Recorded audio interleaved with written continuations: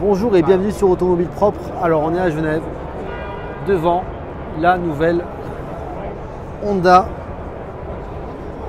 e-prototype, qui n'est autre que l'évolution d'un concept qui a été présenté il y a 2 ans au salon de Francfort. C'était le Honda Urban EV.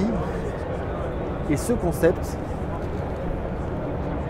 il annonce tout simplement la future voiture électrique que lancera Honda.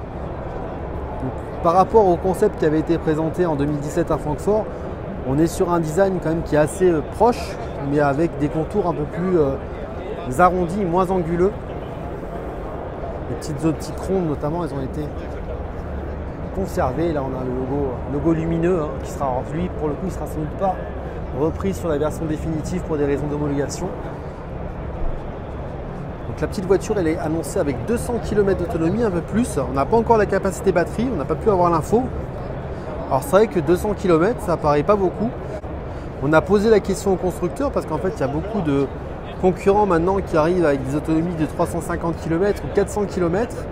Et Honda nous a expliqué qu'en fait, qu'ils voulaient quand même rester dans la philosophie d'une petite voiture urbaine avec une capacité batterie limitée pour éviter d'avoir du surpoids sur la voiture et rester finalement dans la philosophie du concept d'une petite citadine qui répond finalement à des besoins très citadins. Donc c'est finalement une approche assez pragmatique, parce qu'on rappelle qu'en Europe, la distance moyenne parcourue chaque jour, c'est 30 km. Donc avec 200 km, on peut déjà faire pas mal de choses. Alors par rapport au concept de 2017, le modèle de Honda gagne 2 portes à l'arrière. Alors elles sont assez discrètes, on ne les voyait pas trop sur les photos, là on les voit un peu plus quand on s'approche, et qu'on peut ouvrir et qu'on ne peut pas toucher a priori, me dit monsieur.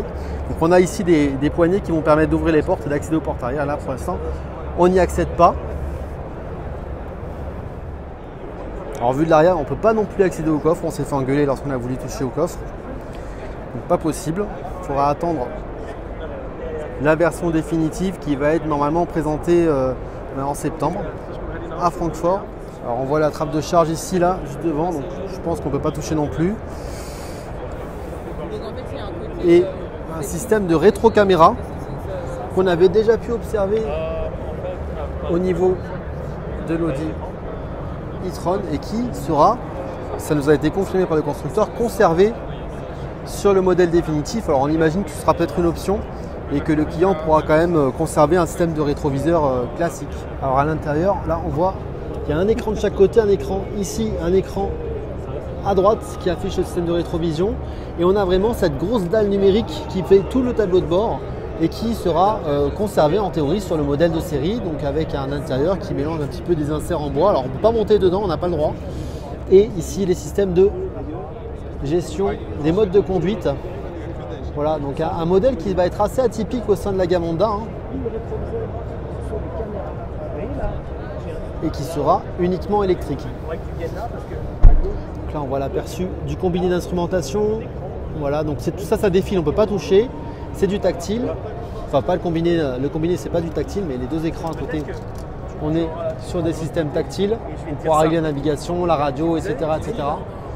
Donc voilà, donc, 2 places et encore 2 places à l'arrière.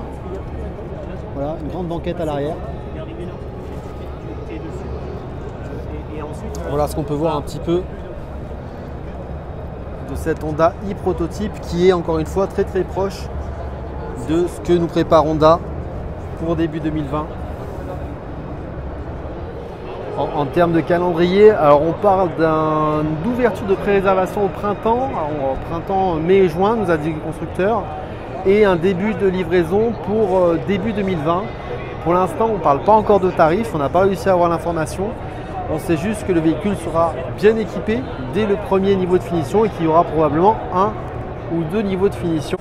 On vous tiendra bien évidemment au courant, et nous personnellement on a quand même hâte de prendre le volant de cette petite Honda électrique qui pourrait annoncer d'autres modèles, parce que la plateforme qui est utilisée à bord de ce véhicule est flexible et pourra être utilisée sur d'autres types de véhicules. On a posé la question aux ingénieurs de la marque en disant est-ce que ça peut être mis sur un utilitaire ou sur un SUV. Pourquoi pas, m'ont-ils répondu. Donc Affaire à suivre. En tout cas, nous, on aime beaucoup cette petite voiture et on a hâte de vous proposer un premier essai. Merci, à bientôt sur Automobile Propre.